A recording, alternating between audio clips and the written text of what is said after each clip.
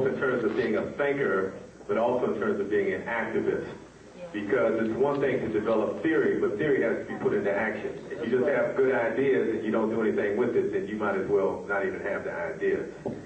So we have to enliven these ideas with our vital force, with our life force, and make it come to fruition. Make it happen is what I like to say. We have to make it happen. We're going to bring on Sister Nubia Warford, who is the originator of this speaker series, the Resolution Speaker Series. And for those who've been coming since January, you know that Sister Nubia has had the lifelong aspiration of being an archaeologist. And she is now moving towards realizing that aspiration and is part of a team of African archaeologists who will be traveling to the Sudan to uncover some of the artifacts associated with ancient civilizations that were in that part of the world. In fact, we know that, well, in fact, Dr. Ben teaches us that there was what he called a unified high culture in East Africa that included Nubia, included Punt, included Kush, included Tasseti.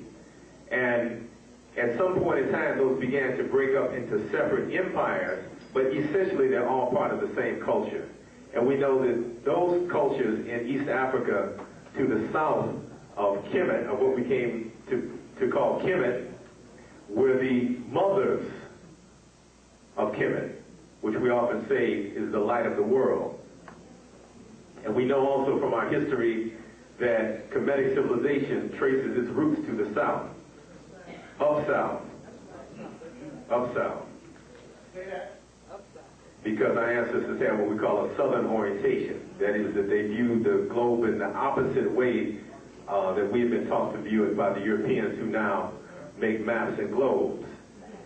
So this archaeological expedition to ancient Nubia is very significant because it is sure to uncover important aspects of our history which will fill in some of the missing links that exist between the dawning into consciousness, as my friend Mzee Nabawi likes to say, of human beings in East Central Africa, and the rising of the civilization in Kemet, which is the highest culture which has been known to humankind.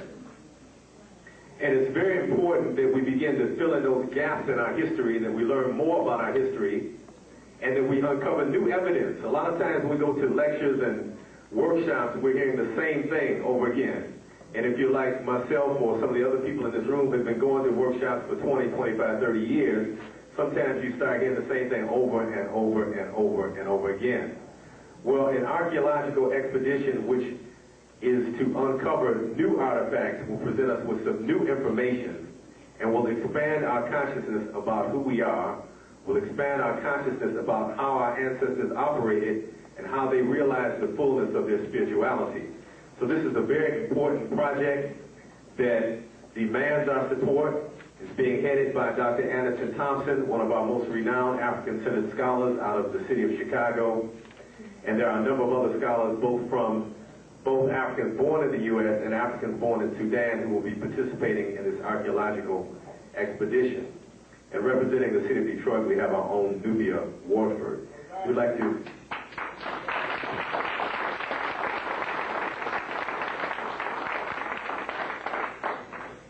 bring Sister Nubia Warford to the mic to talk about the Nubian Archaeological Project.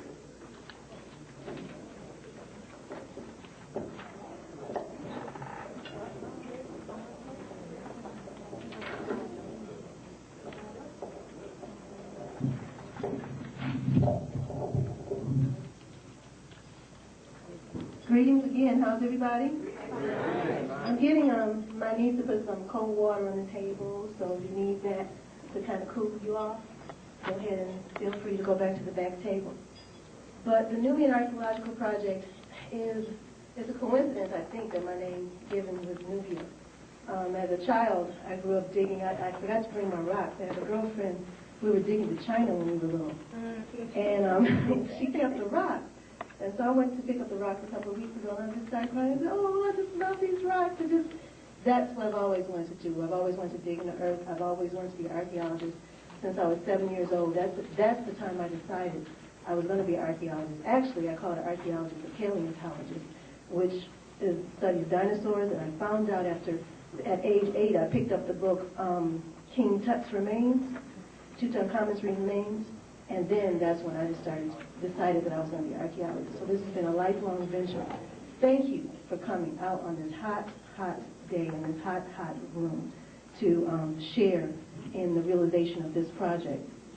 Dr. Marimba Ani will be here momentarily, but while she's getting ready to come, I'm going to tell you a little bit about the project.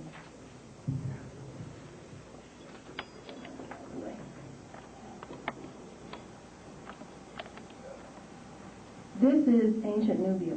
This is where ancient Nubia was the designated area. And the most curviest part here, from Kerma all the way down here to Khartoum, is where Nubia, the Nubian civilization lived. The Nubians called Nehisi. The European name is Nubia, or Nubians. That's what the Greeks and the Romans called the people from that area. But they were called Nehisi or Nehesi people. I'm going to give you a look at it. We talked about up south. This is the way the ancient Nubians looked at Nubia. This is the way the ancient Nubians looked at Nubia. This is the southern orientation. Because of the flow of the Nile River flows downward in this direction. And the map was skewed when the Europeans evolved, and they put themselves on top of everyone and everybody else on the bottom of them. So if you have power of the media and you have the power of the educational system, then you can skew thoughts and you can skew the way people learn, and you can misinterpret things and you can tell untruths and you can leave out things to make people think that they're not as great as they are. Thank you. I will speak up. You're welcome. The Nile River, the Happy River, has been inundated with water. And with the inundation of water, the civilization was covered up. They started in 1962, flooding the entire area supposedly to give power to Egypt. But what they did is that the European countries came in and they hauled off all these monuments, and they lie in European museums, the Boston Museum, the Philadelphia Museum, the Louvre, the Belgium Museum, the German Museum, and that's, unfortunately, I will have to do a lot of traveling to these museums to reconstruct the culture.